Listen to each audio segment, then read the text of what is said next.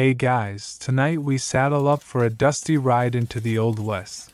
But don't worry, this journey is less about shootouts at high noon and more about the quieter, almost boring reality behind them.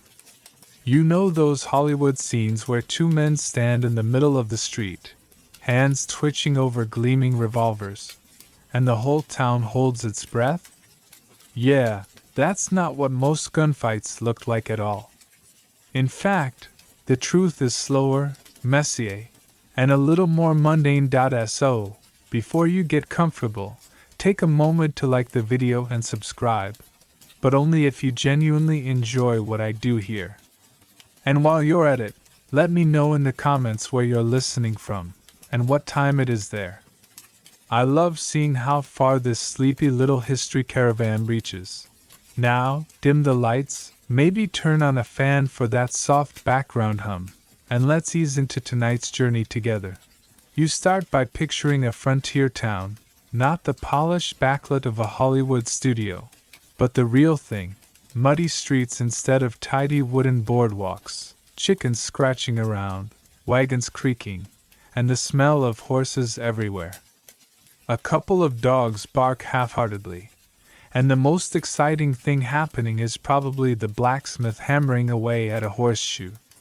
The idea that at any moment, a dramatic showdown could erupt right in the middle of the street? Not likely. Mainstream fact. Historians point out that most frontier towns were far quieter than pop culture suggests.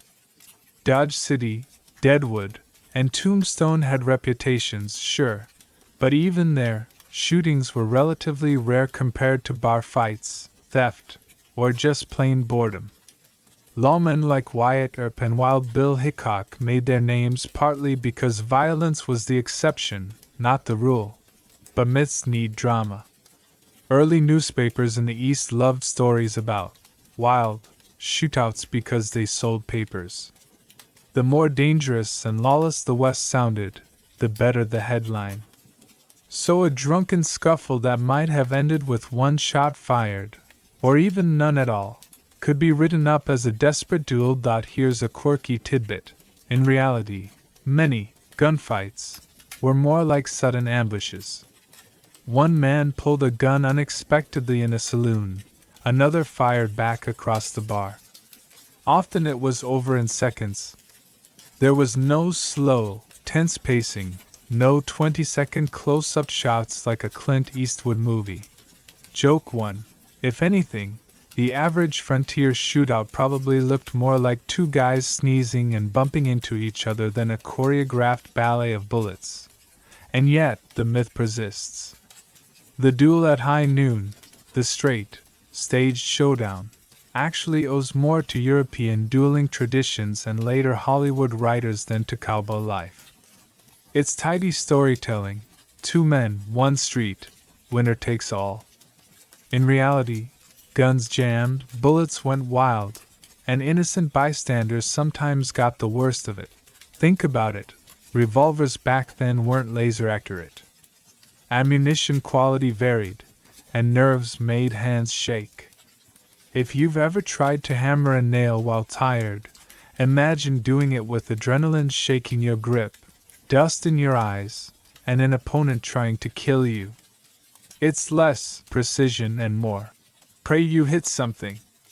Historians still argue about famous events like the gunfight at the OK Corral. Was it really a classic duel?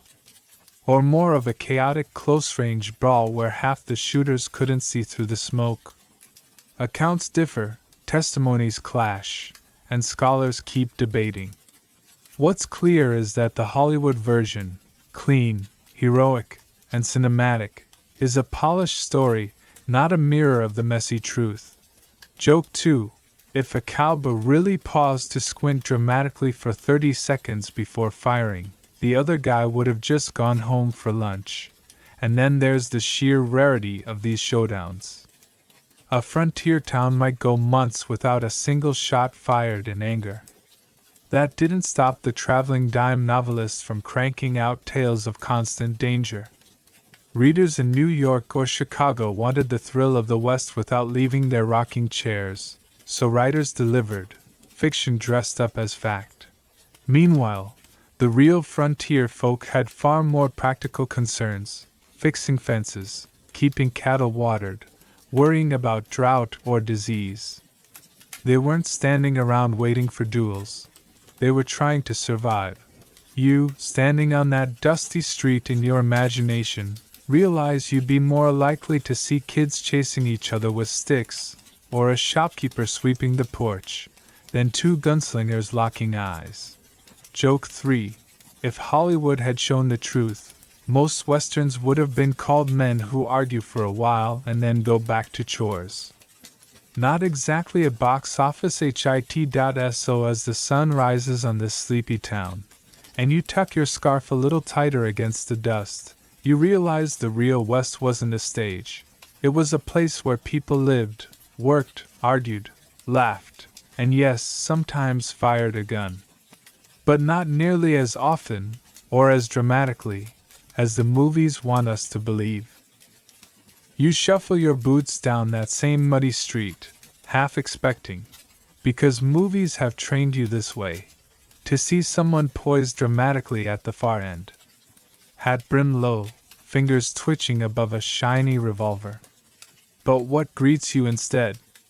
A man with a lopsided mustache hauling a sack of flour, and a boy chasing a chicken that refuses to be caught. So much for cinematic tension. The origins of the gunfight myth begin here, in the gap between what Eastern readers wanted to imagine and what Westerners were actually doing. As the frontier pushed westward in the 1800s, newspapers and dime novelists discovered something: danger cells. A quiet article about cattle prices? Yawn. A story about a deadly gun duel in a lawless town? Now that would make a reader's eyes widen over morning coffee. Mainstream fact, the very phrase, Wild West, was a creation of journalists and pulp writers. Many small towns had laws against carrying firearms within the city limits. Deadwood, Dodge City, and Abilene all posted signs requiring visitors to check guns with the sheriff. The reality was closer to a sleepy farming village with occasional bar fights than a Hollywood backlit full of duels.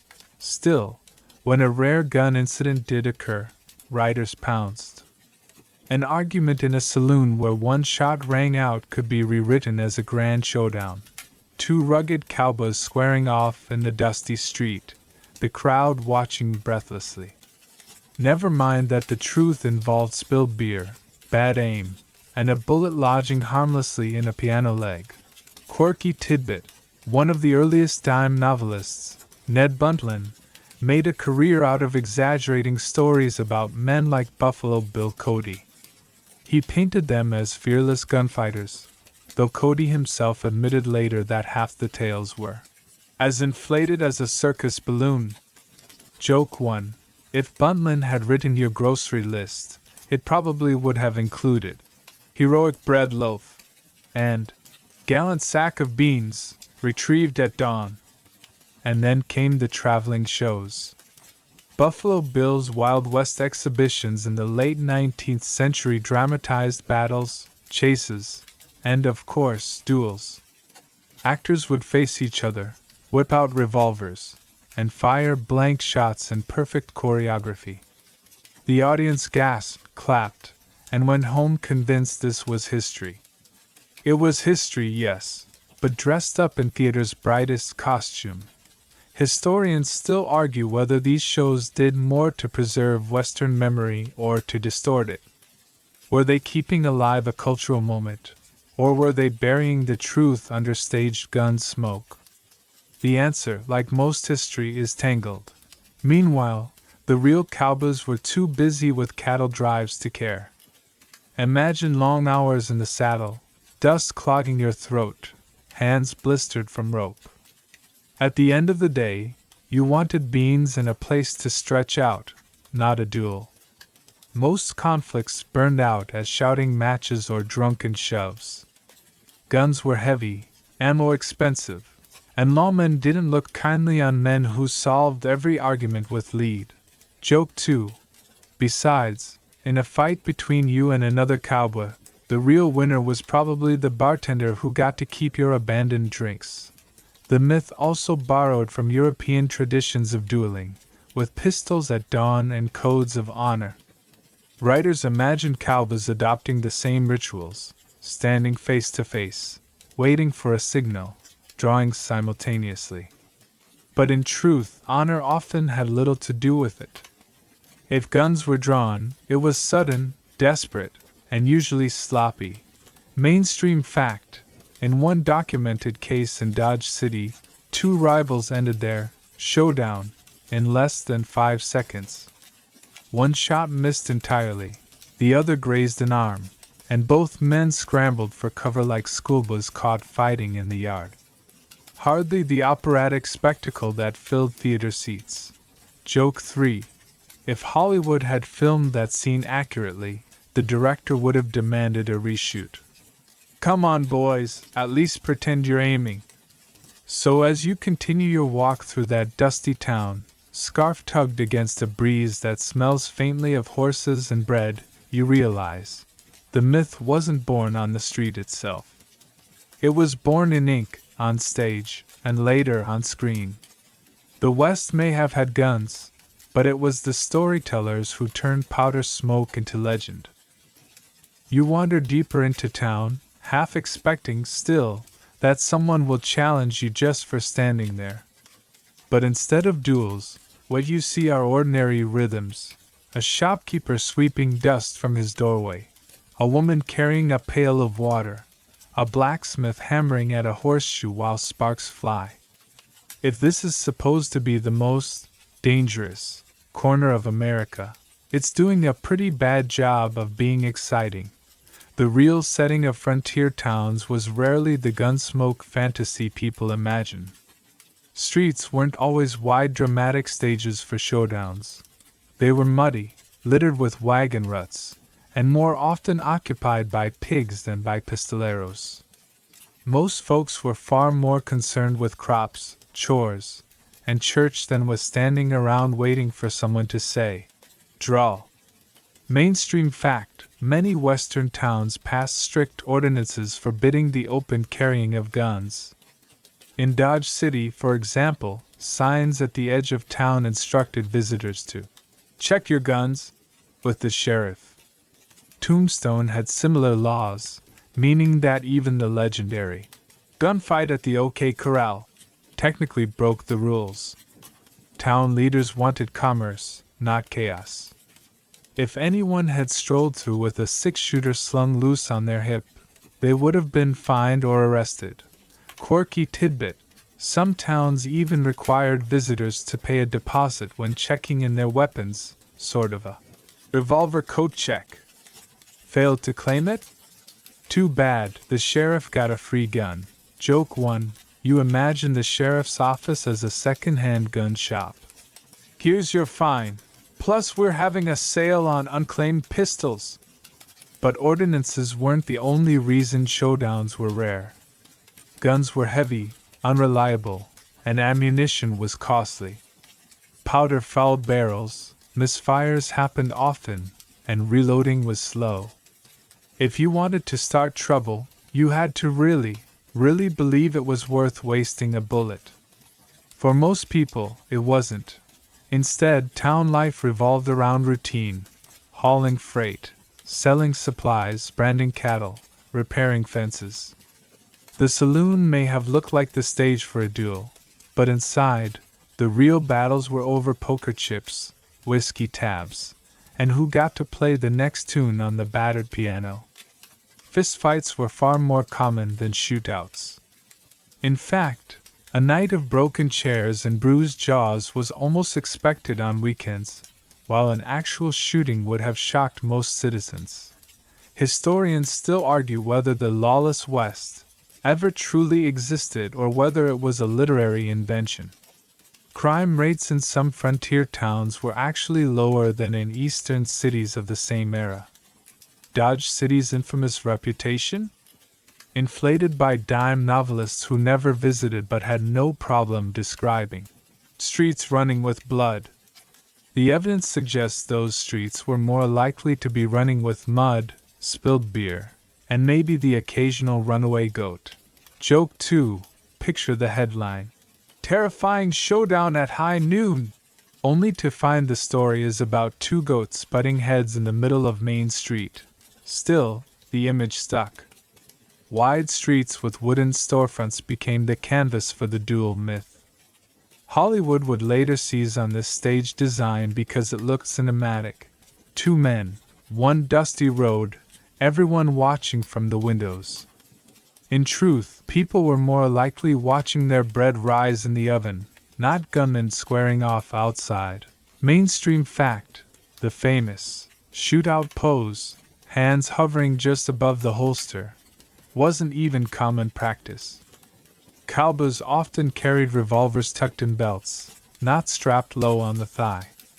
The quick-draw holster, so iconic in film, was a 20th century invention for sport shooting, not a tool for 19th century survival.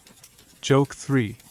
If a real cowboy had tried to wear one of those flashy Hollywood holsters, his friends would have laughed him right out of the saloon. Nice belt, partner. Planning to host a circus? So as you lean on the rail outside a general store, scarf catching the breeze, you see the truth. The frontier street wasn't a stage for constant gunplay. It was a muddy aisle between work, rest, and errands. And while there were moments of violence, they were rare enough to make news precisely because they broke the monotony. Not quite the thrill ride Hollywood promised, but in its way, more human, and maybe, oddly, more interesting. You tugged your scarf a little tighter and glanced down the street again. If there were going to be a duel, surely you'd see gleaming pistols ready for lightning-fast action. Instead, what you notice is how clunky most guns really are. Forget the polished Colt spinning neatly in an actor's hand. In the real frontier, firearms were tools, often unreliable, occasionally dangerous, and rarely as graceful as the movies made them look. Mainstream fact: revolvers of the mid-1800s, like the Colt Navy or Colt Army models, were heavy, slow to reload, and prone to misfires. Black powder fouled the barrels quickly, meaning that after a few shots, accuracy plummeted. If you dropped one, there was a chance it could discharge by accident.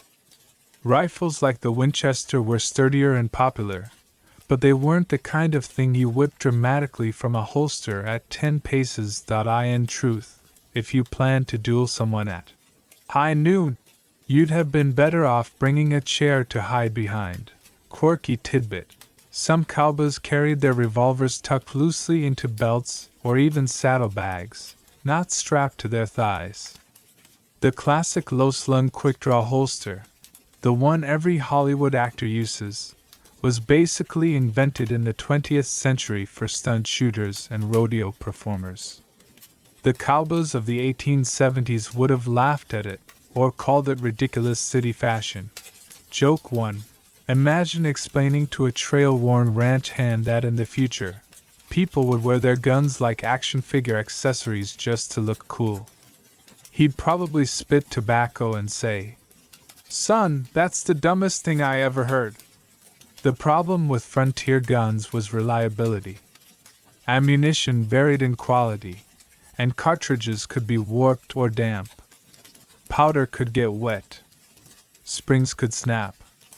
A gunfight, far from being a ballet of precision, was often a noisy mess where both sides fired too quickly, missed entirely, and scrambled for cover. Historians still argue whether the revolver was more of a psychological tool than a practical one. Carrying it signaled readiness, but in actual fights, fists, knives, and sheer shouting were often more effective.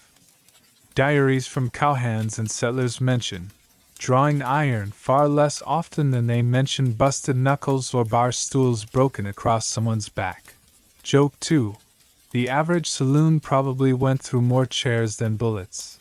You also have to remember that bullets were expensive. Cowboys earned meager wages, and spending precious money on ammunition just to settle a personal spat was wasteful. Guns were reserved for hunting game, warding off threats, or genuine emergencies. If you were going to risk wasting a cartridge, it had better be for something more serious than who cheated at cards. And if he did fire, accuracy was far from guaranteed. Hollywood duels show men hitting targets cleanly at 20 paces. In reality, people sometimes missed at 10 feet. Black powder created thick smoke that blinded both shooters after the first shot. Gun barrels weren't precisely rifled. Nerves turned even steady hands into trembling ones. Mainstream fact: the famous lawman Wild Bill Hickok was celebrated for his skill with pistols, but even his documented gunfights were over in moments, chaotic, smoky, and lethal without being theatrical. His most famous shootout in 1865 in Springfield, Missouri, lasted only seconds, and most witnesses disagreed on exactly what happened. Joke 3. If Hollywood had filmed that encounter as it really occurred, the movie would have been about 30 seconds long, followed by 2 hours of paperwork. So as you finger the edge of your scarf and picture the weapons of the day, you realize why so many gunfights didn't live up to their cinematic reputation. The guns themselves weren't designed for elegance. They were blunt, smoky tools, and the men who carried them knew it.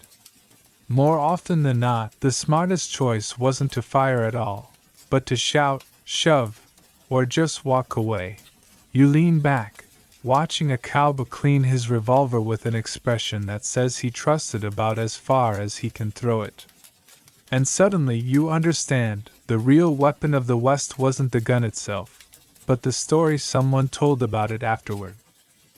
You step off the boardwalk and notice a wooden sign hammered into a post near the edge of town. Check your guns with the sheriff. It's not subtle. In fact, it's a reminder that frontier settlements were less about chaos than about trying to keep peace. The myth of constant shootouts ignores the fact that most communities desperately wanted stability, not spectacle. Mainstream fact: many towns enforced gun ordinances as soon as they were large enough to appoint a sheriff or marshal. Dodge City, Deadwood, Tombstone, Abilene, all had rules requiring visitors to surrender firearms upon entering. Anyone carrying openly inside town could be fined or arrested. Why? Because commerce was the lifeblood of a settlement. Farmers and merchants didn't want stray bullets hitting customers. Imagine you've just opened a general store selling nails and flour. The last thing you want is a pair of cowhands blowing holes in your storefront while acting out a duel. Town leaders knew that too.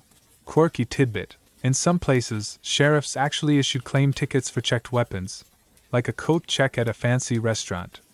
You'd hand over your revolver, get a little tag, and pick it up on your way out of town. Forget to claim it? Congratulations, the sheriff just got a free upgrade. Joke 1. Picture a sheriff with a back room full of unclaimed pistols, like a lost and found box that's really, really dangerous. Anyone lose this colt? Speak now or forever hold your peace. Of course, not everyone obeyed. Outlaws, gamblers, or drifters sometimes smuggled small pistols under coats or boots. But when lawmen enforced ordinances, the message was clear: gunplay wasn't welcome. That's one reason gunfights were such rare events. They stood out precisely because towns worked hard to prevent them. Historians still argue whether these laws were consistently enforced. Some records suggest sheriffs were strict. Others hint at selective leniency depending on who you were. A rancher delivering a herd might be waved through, while a known troublemaker got his revolver confiscated. Either way, the principle remained: most frontier towns wanted fewer guns on the street, not more. The irony is that Hollywood turned sheriffs into men who gloriously outdrew their enemies in front of saloons. The reality? They were more like security guards at a concert, telling people to hand over contraband before coming inside. Joke 2. If the Wild West were honest, half the movies would be called "Please deposit your revolver before entering." Not exactly a thrilling poster. Still, there were exceptions. boomtowns during gold rushes often exploded overnight with people, money, and no infrastructure. There, law was slow to catch up, and violence was more common. But even then, most killings weren't stylish duels. They were drunken brawls, ambushes, or accidents. The high noon face-off remained rare, almost unheard of. Mainstream fact: one of the reasons towns passed gun ordinances so quickly was economics. Merchants knew that women and families avoided lawless settlements. A reputation for safety meant more settlers, more business, and more survival. The myth of lawless towns might attract readers, but real pioneers preferred boring stability. You stroll past the sheriff's office and imagine handing over your revolver like it's a coat at a party.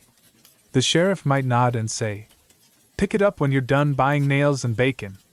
You can't help but laugh at how far that is from the Hollywood idea of men swaggering with pistols always ready. Joke 3. You half expect the sheriff to offer valet service.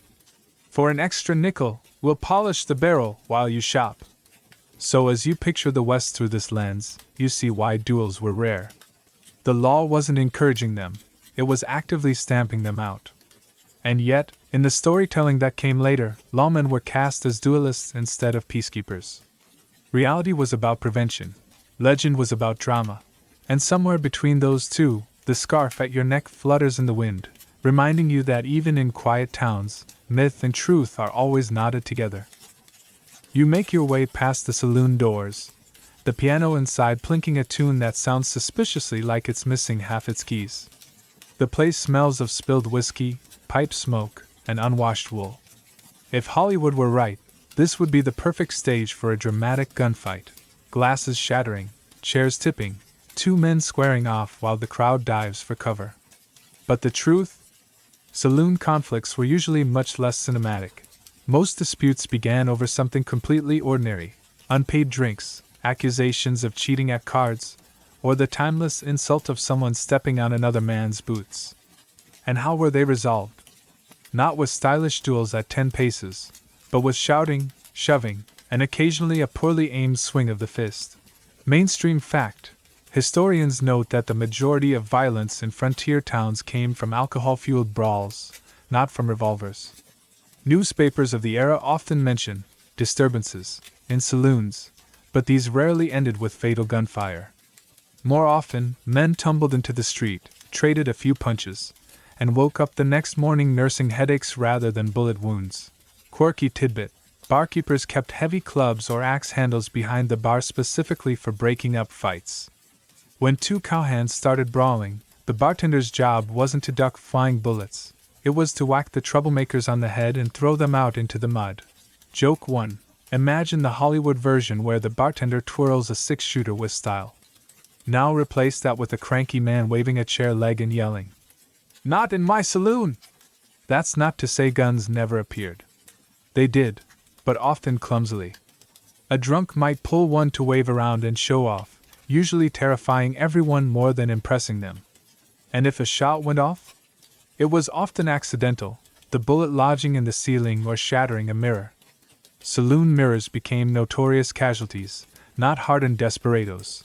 Mainstream fact: in Dodge City, records show that sheriffs spent far more time breaking up drunken disorder than investigating murders. Actual shootouts were so rare that when they happened, they became sensational gossip for months. You picture a sheriff stomping into the saloon, tugging someone up by the collar, and muttering, "That's enough. Sleep it off." Not exactly the climactic finale Hollywood promised. Historians still argue whether the reputation of saloons as dangerous hotbeds of violence is deserved. Some see them as centers of social life, where music, food, and community were as important as whiskey. Others argue that while they weren't daily bloodbaths, they could quickly turn into flashpoints when money, liquor, and pride mixed. The truth likely shifts between nights of quiet poker and nights of chairs splintered on someone's back. Joke 2. It turns out the deadliest weapon in a saloon wasn't the revolver. It was a badly tuned fiddle being played after midnight. And then there's the myth of the crowd diving for cover when shots rang out. In reality, most folks weren't interested in being part of a duel's audience. If someone pulled a gun, people left fast, or ducked behind the sturdiest thing they could find. Nobody lingered dramatically in the doorway waiting to see who won. You imagine yourself in that saloon, scarf pulled tight against the smoke, watching two men yell over spilled whiskey. A chair tips, a fist swings wide, and in seconds the fight is over. One man's nose is bleeding, the other is snoring on the floor, and the bartender is muttering about ruined furniture. No pistols drawn, no heroic soundtrack. Joke 3. If this were a Hollywood film, the scene would have cut to slow-motion gunfire. In reality, it just cuts to someone groaning. "Who kicked my hat?" So as you step back outside into the daylight, you see the truth clearly. The West's daily soundtrack was less bang bang and more thud, crash, and snore. And if that seems less exciting, well, it's exactly the kind of boring history that tells us more about how people really lived. The saloon doors flap shut behind you, and you pause on the boardwalk to let the smoke and noise fade from your ears. If gunfights weren't filling the air, what actually was? The ordinary, sometimes hilarious sounds of a frontier town, horses nickering, chickens fussing, wagon wheels squealing, and every so often, a drunk man snoring loudly from where he'd collapsed on the porch. The truth is, conflict on the frontier was far more often resolved with fists, words, or sheer exhaustion than with bullets. Most cowboys, farmers, and townsfolk didn't want to die young. They wanted to make it through another day of labor, eat their beans, and hopefully keep all their teeth. Mainstream fact. Records from Kansas cattle towns in the 1870s show that bar fights outnumbered gunfights by a massive margin. Police reports and court dockets mention plenty of assaults, drunken disturbances, and a phrase, but far fewer homicides. Shootouts made headlines because they were rare, not because they were daily routine. Walk into any saloon, and what you'd likely witness was a drunken quarrel ending with one man passed out in the sawdust. Maybe a chair broke, maybe a bottle shattered, but very often the loser just fell asleep mid-argument. Quirky tidbit: some saloons even kept a small, drunk cot in a back corner, basically a frontier version of a timeout bench. If you caused too much trouble, the bartender dumped you there until you slept it off. Joke 1. Not exactly the stuff of Hollywood climaxes, unless you count the dramatic tension of someone snoring louder than the piano. And when guns were involved, they often misfired or ended anticlimactically. Pistols could jam, black powder filled the room with choking smoke, and the whole showdown might last 5 seconds. Witnesses often couldn't agree on who shot first because the fight was over before anyone knew it had begun. Historians still argue whether eyewitness accounts from newspapers can be trusted. Some suggest that editors exaggerated to sell more copies. Others point out that people living in noisy, chaotic saloons probably remembered things differently after a few whiskeys. Whatever the case, the legend of long, drawn-out duels doesn't hold up against the reality of quick, messy scrambles. Joke 2. Honestly, the real danger in a saloon wasn't the bullets. It was stepping on someone's spilled tobacco plug and sliding into a table. Day to day, townsfolk worried less about violence and more about chores. A blacksmith had horseshoes to fit, women had laundry to scrub, shopkeepers had shelves to restock. The gunfighter image, with men perpetually ready to draw, was more fantasy than function. Mainstream fact, even infamous, outlaw towns, like Deadwood, had larger sections of their newspapers devoted to church events, business advertisements, and crop prices than to killings. That alone tells you what mattered most to the majority. Picture it. While dime novels were thrilling readers in the East with tales of desperados and duels, the real frontier family was more likely to be arguing about who would fetch water from the well.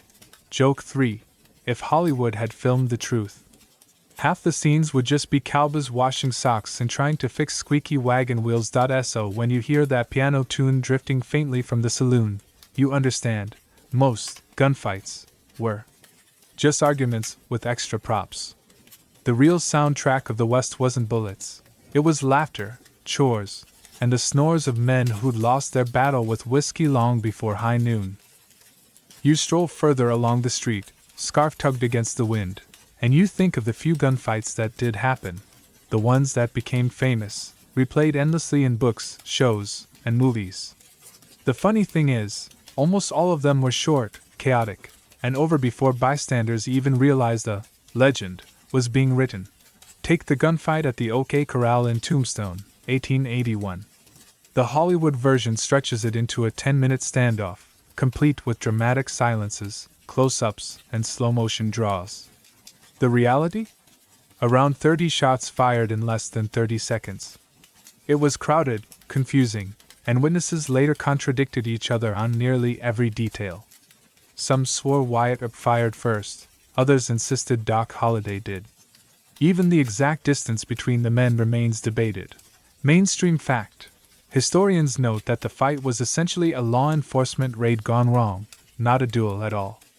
The Earps were trying to disarm men in violation of Tombstone's gun ordinances. The so-called Clanton-McLaury gang resisted, shouting escalated, and in a blink the shooting started.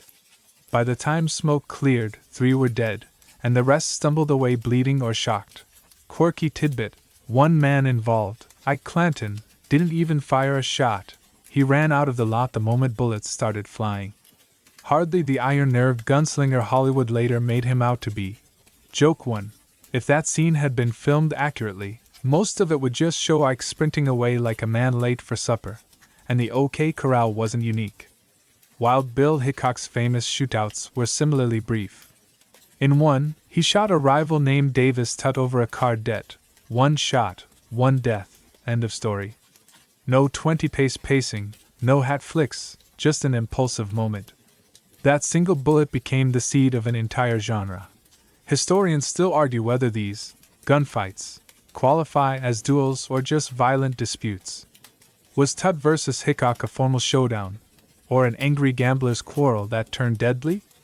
The difference matters less to storytellers, who polished the incident into the template for every cowboy duel that followed.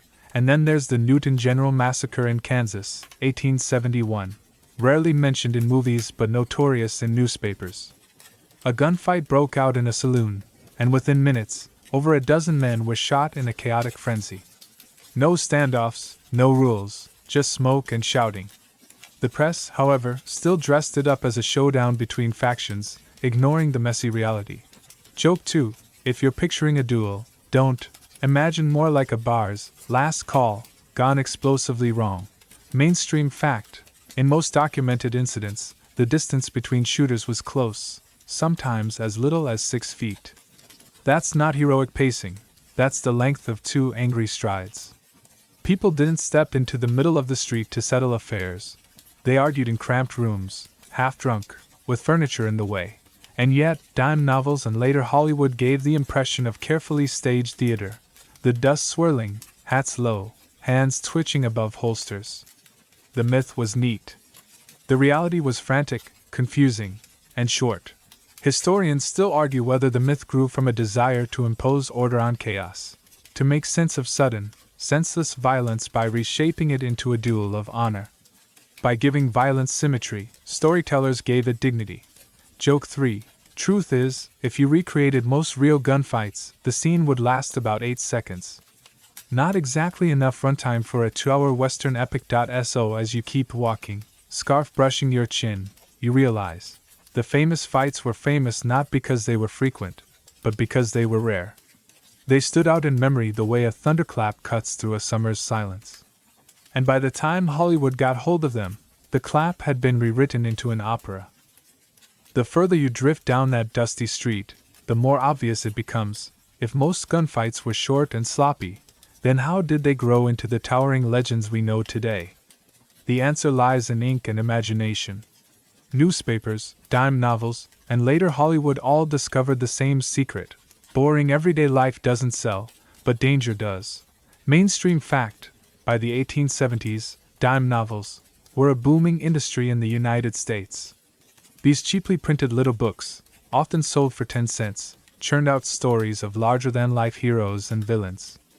Many of their authors had never set foot west of the Mississippi. Still, they filled their pages with shootouts, ambushes, and dramatic duels at high noon. Readers in New York or Boston devoured them, imagining the West as one endless showdown. In reality, a cattle drive might pass months without violence more serious than a stubbed toe. But a dime novelist could take a sleepy saloon quarrel, slap on some dramatic flair, and turn it into a Desperate struggle where bullets flew thick as hail. Quirky tidbit. One particularly notorious writer even admitted later that he based a famous gun duel scene on a Shakespeare play. He lifted the pacing of a Hamlet duel, swapped swords for revolvers, and voila, the birth of another cowboy legend. Joke 1. You can almost imagine Shakespeare himself raising an eyebrow. Alas, poor cowboy, I knew him, partner. When the newspapers got involved, the exaggeration doubled. Eastern editors discovered that their readers wanted the West to be wild. A line like, "Two drunkards fought in a saloon," wasn't half as profitable as, "A deadly gun duel shook the heart of Dodge City." Headlines demanded drama, and drama they got. Historians still argue whether journalists knew they were exaggerating or simply repeated embellished eyewitness accounts. Some scholars say it was deliberate marketing, others suggest it was more like a game of frontier telephone, where each retelling grew more theatrical. Either way, the result was the same. Readers came to believe that gunfights were the everyday heartbeat of the frontier. Then, of course, came Buffalo Bill Cody and his traveling Wild West show. He packaged these tales into theatrical performances, with stage duels timed perfectly to the crack of blank cartridges. The audience gasped, applauded, and carried the myth home. Never mind that the actors were rehearsed, the smoke was theatrical, and the deadly shots were all for show. Joke 2. You half expect the program to have read, "Tonight's death scene, sponsored by Colt Firearms." Mainstream fact. Buffalo Bill's shows toured the US and Europe, shaping global perceptions of the American frontier. By the time Hollywood emerged in the 20th century, the duel at dawn was already cemented as the defining Western image. The irony is that the real townsfolk weren't trying to perform duels. They were trying to avoid them. Violence was costly, messy, and legally complicated. But stories? Stories were cheap, and they traveled fast. Historians still argue about the balance between truth and fiction in these early accounts.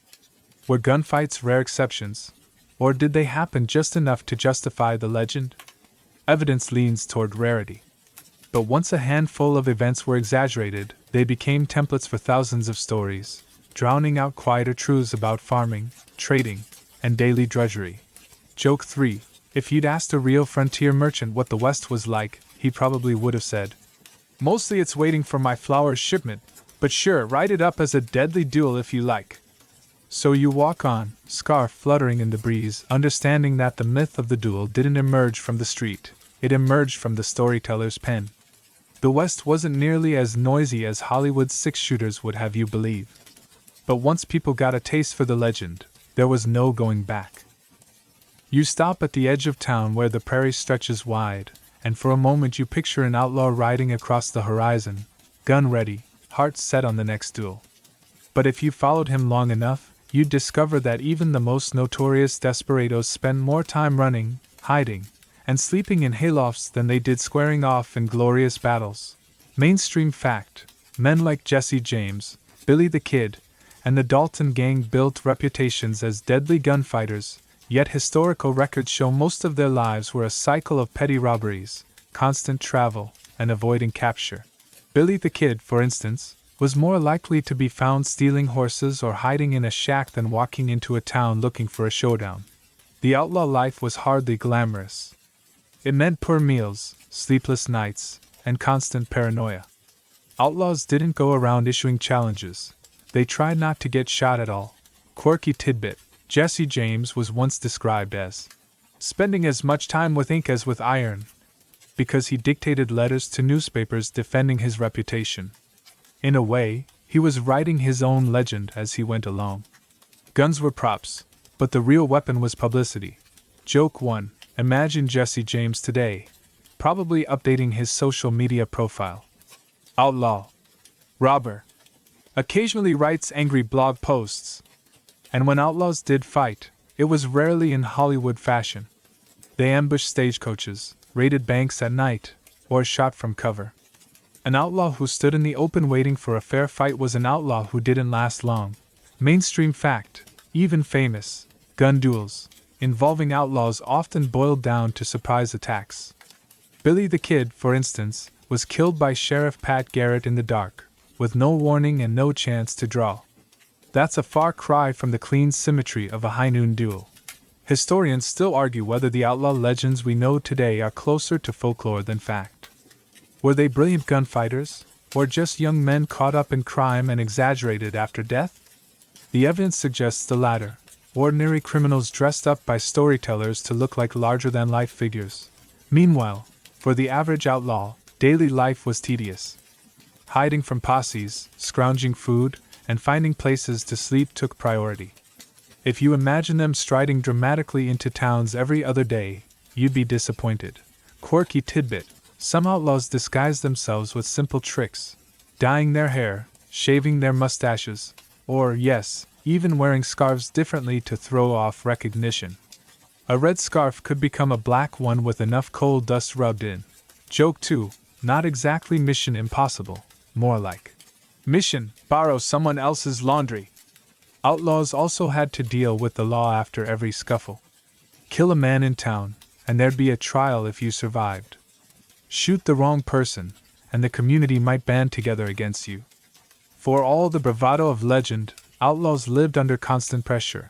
Mainstream fact: in many cases, gunfights involving outlaws were followed by weeks of courtroom drama, jury trials, testimonies, and newspaper debates.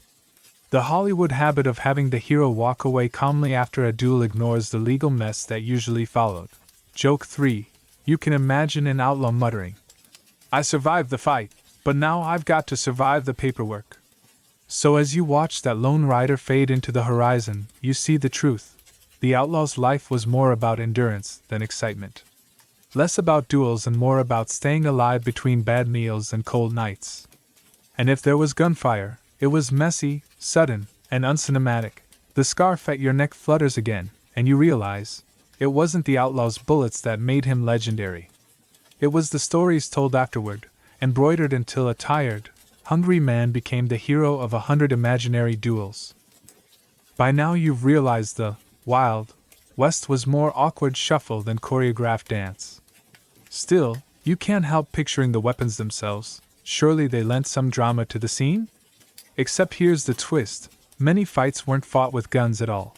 Mainstream fact: across frontier towns, coroners' records and court notes mention plenty of deaths and injuries caused by knives, clubs, or even farm tools. A six-shooter wasn't always close at hand, but a bowie knife, a pick handle, or the nearest whiskey bottle definitely was.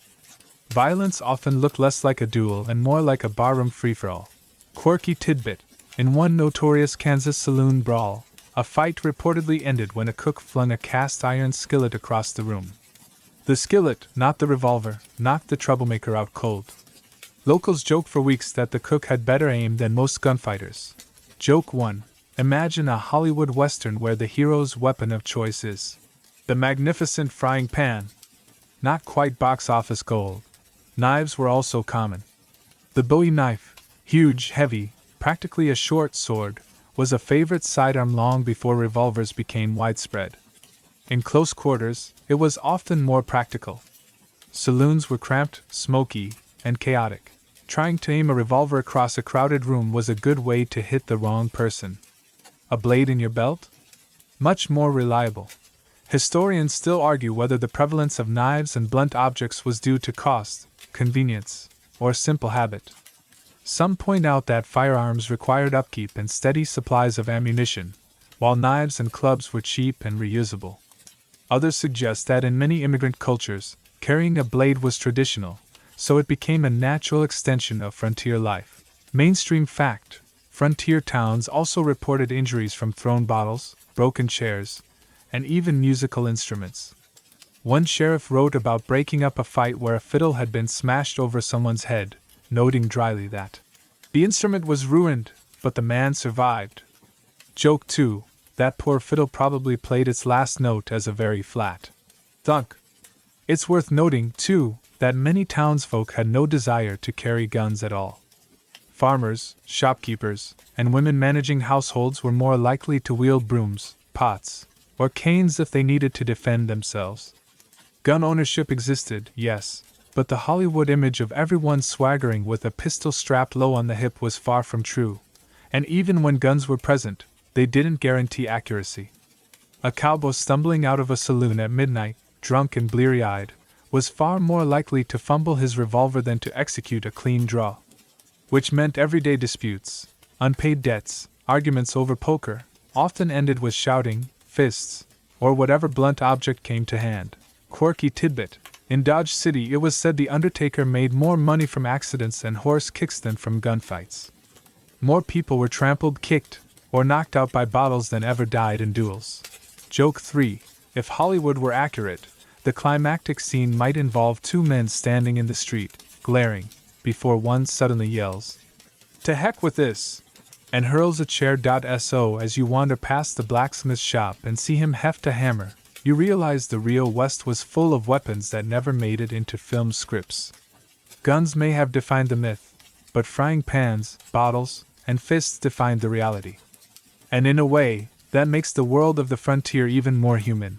Less about perfect gunfighters, more about flawed, improvising people just trying to get through another dusty day. You wander past a row of weathered houses, and you can almost hear the real heartbeat of the frontier. Not gunshots, but chores. Women drawing water from wells, children playing in the dirt, men worrying over sick cattle. The myth of constant duels fades the moment you look at the lives of the ordinary folks who weren't lawmen or outlaws. Mainstream fact: settlers and townspeople in the Old West spent more time battling disease, drought, and hunger than each other. Diaries from frontier families mention measles outbreaks, food shortages, or arguments about fence lines far more often than shootouts. Mortality came more from typhoid or smallpox than from bullets. Think about it. A woman washing laundry in a tub probably didn't care whether two men argued over poker across town. She cared whether the creek water would run low by midsummer. A farmer worried about hail flattening his crops, not whether Billy the Kid was hiding nearby. Quirky tidbit: in some towns, women actually organized temperance societies that pressured saloon owners to limit alcohol. Their biggest battles weren't fought with revolvers, but with speeches, hymns, and the occasional thrown bucket of water over a drunk stumbling outside. Joke 1. Picture a Hollywood showdown. Two men glare at each other, hands twitching over their guns, only to have a woman appear on the porch, douse them with cold water, and say, "Enough, I've got laundry to finish." And even when there was violence, the townspeople were far more likely to avoid it than to watch it. No one wanted stray bullets near their children. If trouble stirred, people ducked inside or hustled down alleys. The idea of a town crowd gathering in dramatic silence, waiting for the draw, was pure fiction. Mainstream fact: letters and town reports show that many citizens lobbied hard for ordinances that banned firearms within town limits, specifically to make streets safe for families. Lawmen who enforced these rules were often more popular than the gunfighters themselves. Historians still argue whether the so-called lawless towns were really worse than their eastern counterparts. Some crime rates suggest the opposite. New York City in the late 19th century had higher per capita murder rates than Dodge City ever did. The Wild West may have been rough, but it wasn't uniquely blood-soaked. Quirky tidbit: frontier newspapers often devoted more space to school schedules, church picnics, and livestock prices than to crime. If a duel happened, yes, it was news, but so was a news shipment of molasses. Joke 2. You imagine a newspaper headline: "Gunfight terrifies saloon," right next to "Mrs. Carter's cow finally calves twins." Daily life leaned heavily on routine. Farmers tended fields, women ran boarding houses, kids hauled water, and merchants haggled with customers. Gunfights were interruptions, not the defining experience of Western living, and the real fear wasn't duels but survival. Prairie fires, blizzards, locust swarms, those were the enemies everyone prepared for. Guns weren't drawn in slow-motion dramas. They were drawn to shoot rattlesnakes or scare off wolves sniffing near the chicken coop. Joke 3. The only quick draw most kids learned was yanking their hand away from a hot pot of beans before supper. So as you pass by those houses in your imagination, scarf rustling in the breeze, you see the West for what it was: hardworking, weary, ordinary, and human. The people who lived there weren't extras in a movie. They were families just trying to survive another season, their lives measured in chores, not bullets. You lean against a hitching post, squinting down the length of the street. In your mind's eye, two men square off, hands hovering near their belts, townsfolk peering nervously from doorways. It's the classic duel image we've all seen, quick draw, at high noon. But here's the anticlimax. Those ritualized duels were vanishingly rare, almost to the point of myth. Mainstream fact: most shootings in the frontier weren't formalized duels at all. They were surprise attacks, ambushes, or drunken quarrels that escalated too quickly. The Hollywood-style, hand-on-holster standoff was largely an invention of later storytellers. In fact, historians point out that the fast draw wasn't even a concept until the 20th century, when sharpshooters in Wild West shows and rodeos started timing themselves for spectacle. The truth is, a cowboy with sense didn't stand 10 paces away and wait politely for someone to kill him. He hid behind a wall, fired first if he had to, or simply avoided the fight altogether. Quirky tidbit: some early dime novels even describe supposed gun duels, where the two opponents missed every shot, fired until their pistols clicked empty, and then rushed at each other with fists. The crowd laughed more than gasped. Joke 1: imagine the tension building for minutes, only to end with two grown men wrestling in the dust like cranky toddlers. Even in the famous incidents, like Hickok and Tut in Springfield, the fight was over in a single shot. The drawn-out theatrics of circling, waiting, squinting dramatically? They belonged to pulp writers and movie directors, not to the prairie. Historians still argue about whether a cultural memory of European dueling influenced these rare events. Some scholars suggest that transplanted traditions of honor contests seeped into frontier life. Others say the West was too pragmatic for that nonsense. Men acted quickly or not at all. Mainstream fact: archaeological digs at frontier towns reveal bullet holes in unexpected places, ceilings, walls, even floors, suggesting that most gunfire was wild, panicked, and anything but precise. That's a far cry from the tidy bullet through the heart shots we see on screen. Joke 2: if those bullets could talk, most would probably say, "I was aiming for something else entirely." And then there's the matter of time. Movies stretch duels into whole sequences of dramatic silence, but in reality, most confrontations were over in seconds. A raised voice, a flash of steel, a loud report, and it was finished. No orchestral build-up, no town-wide hush, just smoke, confusion, and a few terrified bystanders scrambling for cover. Quirky tidbit: in some cases, shooters were so close to each other that the powder from the gun burned the opponent's clothes. That's not a duel at 20 paces. It's practically a point-blank accident. Joke 3: in other words, the real quick-draw genre would have been a 10-second short film followed by a very awkward silence. So as you stand there, scarf fluttering, the sun glaring overhead, you realize the honorable duel was never the rule. It was the exception, dressed up by storytellers into a timeless myth. Real men didn't waste time posturing. They scrambled, shouted, and hoped their guns worked. And most of the time, they prayed for a way to avoid pulling the trigger at all. You tug your scarf higher against the wind and think of how often alcohol was the real spark behind frontier violence. Guns were dramatic, yes, but whiskey was the truer culprit. Saloons were the heartbeat of many towns, and after a few glasses of strong, cheap liquor, tempers flared faster than gunpowder ever could. Mainstream fact: historians estimate that a large percentage of recorded shootings in frontier towns involved alcohol in some way. Drunken disputes over poker, unpaid bar tabs, or careless insults were far more dangerous than prearranged duels. Lawmen like Bat Masterson often complained that their hardest nights weren't spent chasing outlaws but dragging belligerent drunks into the street. Picture a crowded saloon, piano clanging, boots stomping, laughter spilling over. Then a quarrel begins. One man accuses another of cheating at cards. Chairs scrape, fists fly. Someone pulls a revolver, waves it around recklessly, and in the scuffle it discharges, into the wall, the ceiling, or unfortunately into someone's leg. Hardly the clean spectacle of a John Wayne shootout.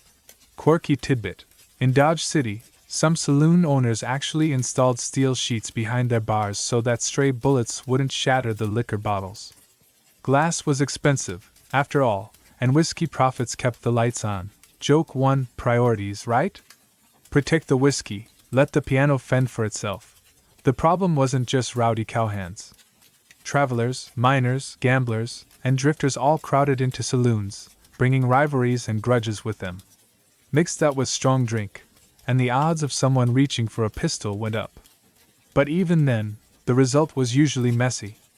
Guns misfired, bullets lodged in beams, and more often than not, both parties staggered out battered but alive. Historians still argue whether alcohol-fueled violence inflated the reputation of towns like Deadwood. Was it truly lawless, or just loud and drunk? Contemporary accounts suggest the latter. Killings happened, yes, but they were vastly outnumbered by black eyes, bruised knuckles, and hangovers. Mainstream fact: newspapers frequently downplayed drunken chaos in order to attract investors and settlers.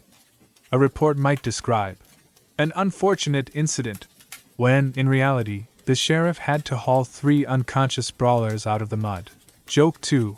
Imagine the tourism brochure. Come to Deadwood, fewer gunfights than you think, more snoring in the street than you want. Even famous figures weren't immune. Wild Bill Hickok himself was shot from behind in a saloon, not in a duel, but during a poker game, holding the now legendary dead man's hand. His killer didn't square off with him in the street. He simply crept up and pulled the trigger. Quirky tidbit: some bartenders took to confiscating revolvers at the bar itself, sliding them behind counters until their owners sobered up. Consider it the frontier version of, "We'll hold on to your keys until you're fit to drive." Joke 3. Except in this case, driving meant wobbling back to your horse without falling into a trough. So as you stand outside that noisy saloon, scarf catching the evening breeze, you realize that the deadliest duels of Hollywood were mostly born out of liquor-soaked exaggerations. The truth was sloppier, sadder, and far less cinematic. And maybe, just maybe, that makes the West feel even more real, a place where human weakness did more damage than heroic standoffs ever could. The street quiets as evening settles, lamps glowing faintly through saloon windows. And just when Hollywood would insist it's time for another duel, what actually happened more often was a quieter, almost invisible conflict, handled not with pistols but with paperwork. Because in the real West, if someone fired a gun, the aftermath wasn't a dramatic exit down Main Street. It was court. Mainstream fact: in many frontier towns, a shooting led to a trial almost immediately. Lawmen like Wyatt Earp, Bat Masterson, or Wild Bill Hickok often found themselves testifying in court as much as patrolling streets. Killings, even those considered self-defense, were scrutinized. Trials meant juries, witnesses, depositions, and weeks of legal wrangling. The walk away into the sunset ending was a fantasy. The real ending was lawyers and fees. Quirky tidbit: some trials became community events. Citizens packed into makeshift courtrooms, listening as witnesses argued over who fired first. Sometimes these disputes dragged on longer than the actual gunfight, which had lasted seconds. Joke 1. Picture a duel where the bullets fly in 10 seconds, followed by 3 months of very boring paperwork. Not much box office draw there, and yet those legal battles shaped reputations. A man acquitted might become a local hero. A conviction could brand him an outlaw forever. The courts, in a way, decided which stories lived on.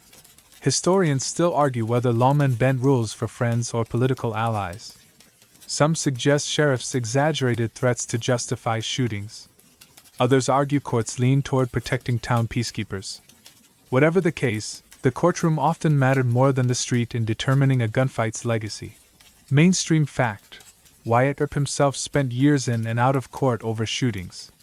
His legend as a fearless gunfighter only solidified later, when authors and filmmakers cleaned up the messy legal record into a tale of righteous law and order. Meanwhile, the public wasn't blind to this gap between myth and reality. Locals often rolled their eyes at dime novel versions of events they had personally witnessed. But once a story reached the East Coast, truth no longer mattered, drama did. Quirky tidbit: some court transcripts even include notes about laughter in the gallery when testimony became absurd. Imagine a witness claiming, "The smoke was so thick, I couldn't see if he drew or sneezed." Joke 2. In other words, some duels ended not with tears, but with chuckles from the peanut gallery. And for the families left behind, gunfights weren't thrilling, they were devastating. A husband, father, or brother lost meant a farm without labor, a shop without a keeper. Hollywood never filmed those quiet consequences, the way violence rippled into daily survival. Joke 3. If they had, the credits would have rolled over someone saying, "Now who's going to feed the pigs?" So as you stand outside that frontier courthouse in your imagination, scarf brushing against your chin, you realize the real West was less about standoffs and more about legal stand-ins. It wasn't the duel that shaped history, but the stories told in courtrooms afterward, half memory, half invention. And while Hollywood scripts cut away after the last shot, the truth lingered in paperwork, gossip, and lives permanently altered long after the smoke cleared. You drift toward the boarding house where lamps flicker in the windows.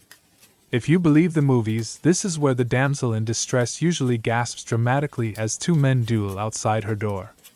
But the real role of women in frontier towns was rarely so theatrical, and certainly not about fainting at gunfights. More often, women were the ones dragging hot-headed men away from trouble before it became fatal. Mainstream fact: many women on the frontier ran boarding houses, saloons, laundries, and small shops. They were business owners, community organizers, and often the ones who calmed disputes before sheriffs had to get involved. Diaries record mothers and wives scolding drunk husbands, pulling them out of fights, or sending children to fetch the sheriff when tempers boiled. Quirky tidbit: in some towns, women literally armed themselves with rolling pins, broom handles, or whatever was handy, to break up fights. Local gossip columns sometimes praised them for being the real peacekeepers. Joke 1. Imagine a Hollywood Western where the showdown is interrupted by a woman shouting, "If you fire that gun, you're sleeping in the barn." Roll credits. The presence of women often shifted the tone of towns. Saloons might tone down their rowdiest antics when local ladies' groups came knocking. Temperance societies organized marches to protest alcohol, holding hymn-sings outside bars until drinkers slunk away in embarrassment. In many places, women were less concerned with duels than with keeping families fed and safe. Historians still argue about how much influence women really had in enforcing social norms. Some scholars highlight that women lacked formal legal power, while others point out their strong role in shaping communities through businesses, churches, and schools. Either way, the evidence shows that women were far from passive observers. Mainstream fact: there are accounts of women physically escorting their husbands home by the ear after saloon quarrels. In towns where every worker mattered, one less able-bodied man due to a gunfight meant hardship for the whole household. Joke 2. You can almost hear the sheriff sighing in relief, muttering, "Well, she solved it before I had to." And beyond saloons, women contributed to the myth-making of the West too. Some became writers of memoirs or local histories, and others exaggerated stories to make their towns sound more dangerous, or more respectable, depending on the audience. Even in shaping myths, women played a role often ignored in the Hollywood frame. Quirky tidbit: one frontier widow reportedly told her grandchildren she once stopped a fight by whacking a drunk with a sack of laundry. Whether true or not, the tale became part of the family's local legend, proof that stories weren't just born from men and guns. Joke 3. Which makes you wonder if the West's most effective weapon wasn't the six-shooter, but the laundry bag.so. As you picture those dimly lit boarding house windows, scarf loose against your neck, you realize the frontier's quieter truth. Women weren't waiting helplessly for gunfights to decide their fate. They were out in the street, in businesses, in homes, steadying the rhythm of towns so life could continue after the dust of arguments settled. And that side of history, though less dramatic, might just be the truest duel of all, the duel with daily survival. The night deepens, lanterns glow along the street, and you hear the creak of a wooden door.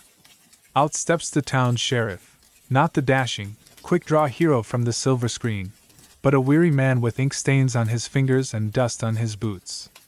Because in the real West, lawmen spent as much time writing reports as they did breaking up fights. Mainstream fact: sheriffs, marshals, and constables in frontier towns often earned meager pay and were expected to handle everything from collecting taxes to escorting prisoners to digging privies for the jail. Gunfights were the rarest part of their work. Their days were mostly paperwork, drudgery, and long hours spent keeping peace in mundane ways. Quirky tidbit: some sheriffs actually rented out jail cells to traveling salesmen who needed a cheap bed for the night. Imagine that, your Wild West jail, doubling as the frontier's least glamorous Airbnb. Joke 1. You can almost picture the ad. Cell with iron bars, shared bucket, includes breakfast if you don't mind beans. When violence did occur, sheriffs didn't leap dramatically into duels. They gathered posses, enforced ordinances, or tried to de-escalate situations before shooting started. They preferred to arrest drunks, confiscate weapons, and issue fines rather than trade bullets. A dead townsman meant angry families, paperwork, and potential retribution. A live drunk sobering up in jail was far easier to manage. Historians still argue whether famous figures like Wyatt Earp truly embodied fearless lawmen, or whether later biographies exaggerated their reputations. Some evidence suggests Earp avoided fights when he could, preferring legal maneuvers to gunplay. Others insist his cool nerves under pressure were genuine. Either way, the myth of the constant shootout sheriff owes more to pulp novels than to reality. Mainstream fact: towns often rotated lawmen quickly because the job was exhausting. A sheriff could serve a year or two, then hand the badge to someone else, worn out from the endless grind of enforcing laws among tired, quarrelsome, and thirsty cowhands. Joke 2. Imagine applying for the sheriff's post. Must handle drunks, paperwork, and occasional goats in the jail. Pay terrible. The truth is, most sheriffs wanted to prevent duels, not star in them.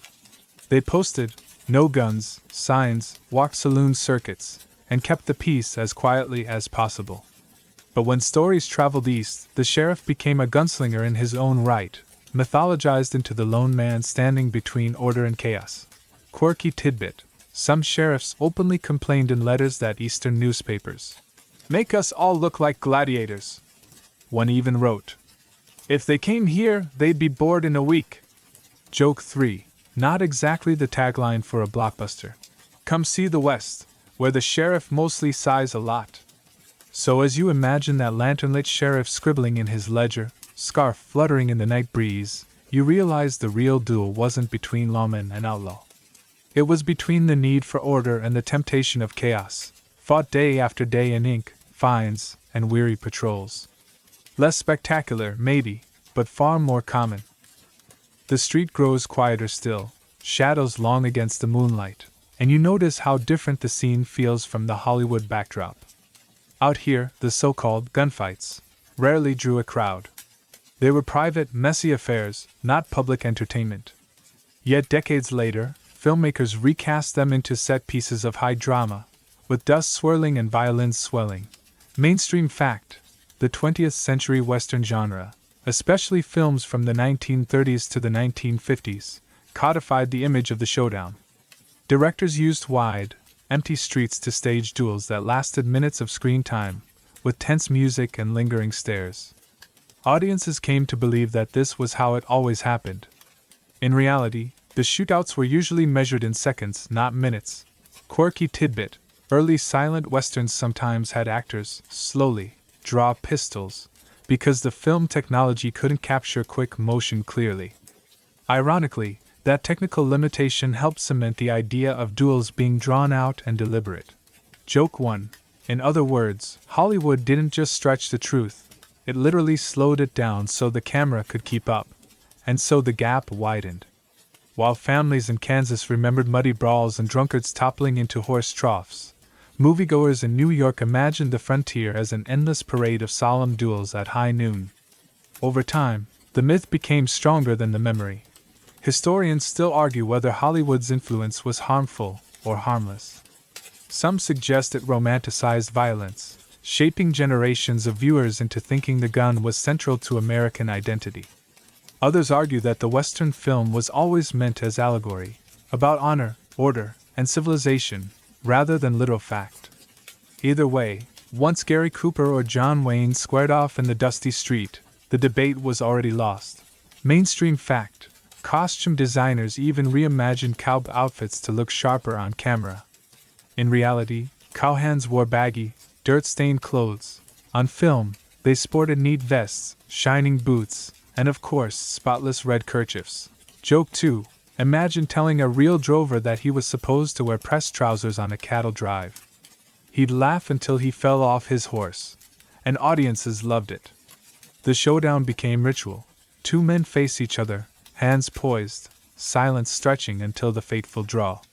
It was simple, satisfying storytelling, even if it was completely misleading. Quirky tidbit: some Western towns in the 20th century embraced the legend so fully that they staged daily gunfights for tourists, complete with blanks and choreographed falls. Visitors could snap photographs of the fantasy their grandparents had read in dime novels. Joke 3. It's as if Disneyland decided history class needed more bang. Literally. So as you watch the town fade into movie light in your imagination, scarf glowing faintly at your neck, you understand. The duel as we picture it isn't history, it's theater. Crafted first by pulp writers, then by showmen, finally perfected by Hollywood. The real West was quieter, duller, and muddier. But the myth endures because it's more fun to watch. And maybe that's the strangest duel of all, not between two gunfighters, but between reality and the stories we keep telling about it. You wander beyond the main street, out where the prairie begins again, and you realize that long after the guns fell silent, the myth lived on in memory and tourism. The duel had become less a real event and more a performance, replayed again and again for people who wanted to believe. Mainstream fact: by the early 20th century, towns like Tombstone, Dodge City, and Deadwood leaned heavily on their reputations to attract visitors. They staged gunfight reenactments, built museums around famous lawmen, and turned once quiet sites of quarrels into attractions. For many communities, the myth of shootouts became a profitable business model. Quirky tidbit: in Tombstone today, you can watch a choreographed gunfight at the OK Corral every single day. The fight itself lasted under half a minute in 1881, but the reenactments stretched much longer, because tourists expect a show, not an anticlimax. Joke 1. You can almost hear a tour guide saying, "Please silence your cell phones. Our historically inaccurate gunfight will begin shortly." And it wasn't just local towns. Amusement parks, county fairs, and parades across America staged Wild West shows, complete with fake duels. The duel became less about memory and more about branding, a cultural shorthand for grit, danger, and independence. Historians still argue whether these reenactments preserve history or distort it beyond recognition.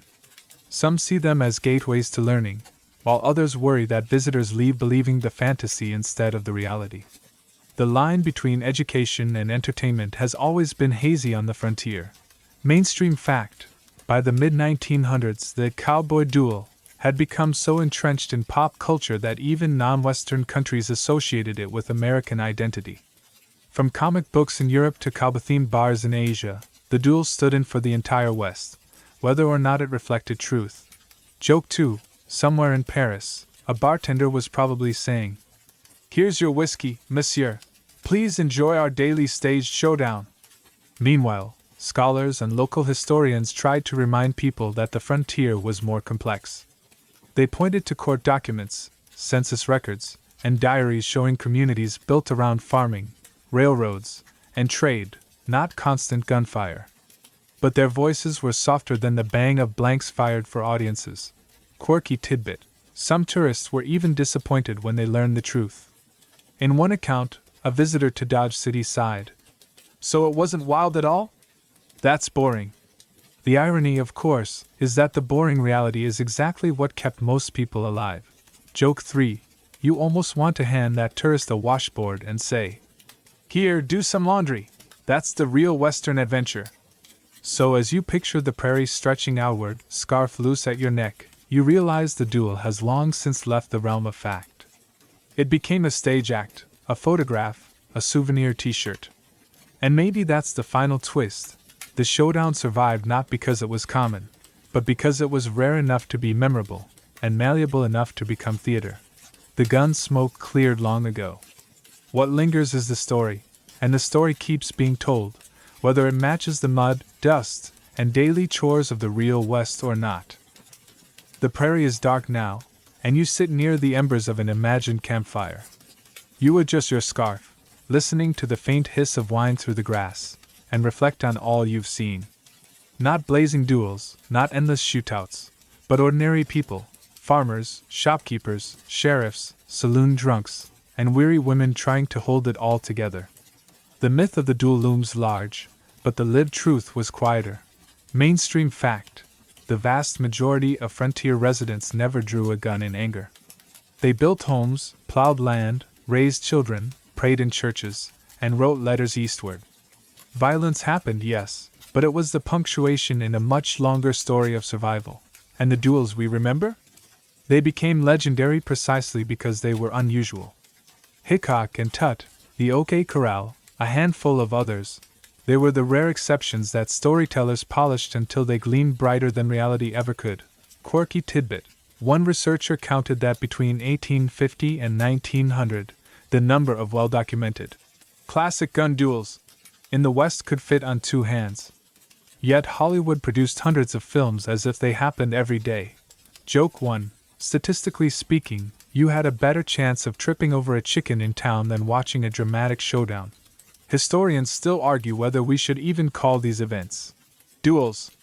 Many were ambushes, raids, or quick quarrels that ended in a shot or two. The ritualized stare-down, hands hovering over holsters, is closer to Shakespeare than to Dodge City. Mainstream fact: by the late 1800s, with the railroad advancing and towns settling, violence actually declined. The West wasn't getting wilder, it was getting busier with schools, churches, and businesses.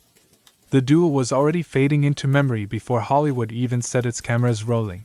Quirky tidbit: in some small towns, the most popular form of shootout entertainment was actually fireworks on the 4th of July. People gathered to watch sparks, not bullets. Joke 2: imagine explaining to a Hollywood producer that the real climactic scene was everyone OING at firecrackers. And so, as you sit there under a star-heavy sky, the scarf at your throat warm against the cool air, you let the noise of Hollywood fade. The dust settles, the horses quiet, and the mist shrinks back into the shadows. What remains is the real West, messy, mundane, human, and yes, occasionally violent, but never as endlessly dramatic as the silver screen insisted. Joke 3: if your life depended on betting whether a cowboy was more likely to be in a duel or in a long argument about beans, always bet on the beans. And now the fire dwindles low, sparks drifting lazily upward, fading into the night sky. The prairie is hushed, the noise of the day forgotten. No duels, no shouting crowds, only the steady whisper of wind across the grass. Imagine the quiet, the kind that sinks into your bones, wrapping you in stillness. The scarf at your neck is no longer tight with dust or sweat. It's soft, loose, a simple comfort against the evening chill. You let yourself breathe deeper. The stories of gunfights and myths slip away like smoke dissolving in the air. All that remains is the calm weight of the night, the stars steady above, the earth solid beneath. Out here, reality was slower than legend, quieter than myth. And in that slowness, there's peace. Families tucked in their beds. Horses dozing in their corrals. The sheriff, tired, finally closing his ledger. The saloon piano silent at last. Let yourself join that silence. Your body lighter, your thoughts softer, as if each exhale lays down a little more of the day's burdens. There are no duels to win, no standoffs to endure, only the safe rhythm of breath, steady and gentle. Close your eyes. Let the scarf of legend become a blanket of calm, draped loosely around your shoulders. You've reached the end of the trail for tonight, and there's nothing left to do but rest. Sweet dreams.